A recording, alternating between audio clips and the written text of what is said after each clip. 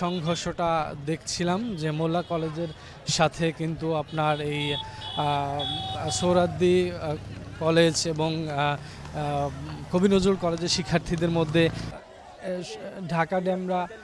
ঢাকা ডেমরা মহাসড়কের উপরেই মূলত তারা অবস্থান করছে। আসলে ত্রিমুখী ঘটছে সোহরাওয়ার্দী কলেজ, কবি নজরুল কলেজ এবং মোল্লা কলেজের শিক্ষার্থীদের মধ্যে। এই ঘটনা মূলত আজকে সূত্রপাত না, ঘটনার সূত্রপাত গতকালকে থেকে, এবং গতকালকের ঘটনা কিন্তু আমরা দেখছি যে রাত ভরে সেখানে টানটান উত্তেজনা ছিল, ইট পাটকেল ছোড়াছুড়ি হয়েছে, সেখানে বেশ কয়েকজন আহতের ঘটনা আমরা শুনেছি। এবং আজকে দেখতে পাচ্ছেন যে এই শিক্ষার্থীরা তারা যারা ঢাকা কবি নজরুল কলেজ এবং সোহরাওয়ার্দী কলেজের শিক্ষার্থীরা তারা কিছুক্ষণ আগে একত্রিত হয়ে কিন্তু এই ডেমরার যে মোল্লা কলেজ রয়েছে সেখানে এসে উপস্থিত হয়েছেন, এবং দুই কলেজের বা তিন কলেজের যারা শিক্ষার্থীরা রয়েছেন তাদের মধ্যে কিন্তু কিছুক্ষণ আগে থেকে এই সংঘর্ষের ঘটনা ঘটছে। আমরা দূর থেকে যতটুকু দেখছি যে সেখানে ধোঁয়া উঠছে এবং ছোটাছুটির ঘটনা আমরা দেখছি, যে ধাওয়া পাল্টা ধাওয়ার ঘটনা ঘটছে।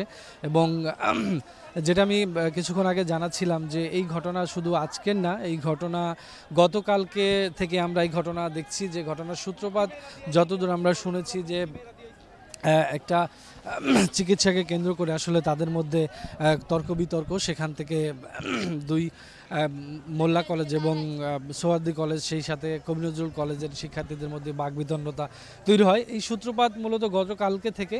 গতকালকেও আমরা দেখেছি যে সন্ধ্যার পরে রাত অবধি একই ঘটনা ছিল, এরকম ধাওয়া পাল্টা ধাওয়ার ঘটনা ঘটেছে। আজকেও আমরা দেখছি যে এখানে কবি নজরুল কলেজের শিক্ষার্থীরা তারা এসছেন, আসার পরে আপনি দেখতেই পাচ্ছেন যে হাজার হাজার শত শত শিক্ষার্থীরা তারা কিন্তু সম্পূর্ণ ঢাকা ডেমরা মহাসড়কের উপরেই মূলত তারা অবস্থান করছে। আমরা আরেকটু সামনে যদি আগাই তাহলে দেখানো যাবে যে কিছু কিছু শিক্ষার্থীরা তারা কিন্তু ফিরে আসছেন। আমরা দেখতে পাচ্ছি যে তারা মুভ করছেন ঢাকার দিকে, ডেমরা মহাসড়ক হয়ে ঢাকার দিকে তারা এগোচ্ছেন, এবং সকলের হাতে আমরা সকলকে দেখছি একটু উত্তেজিত।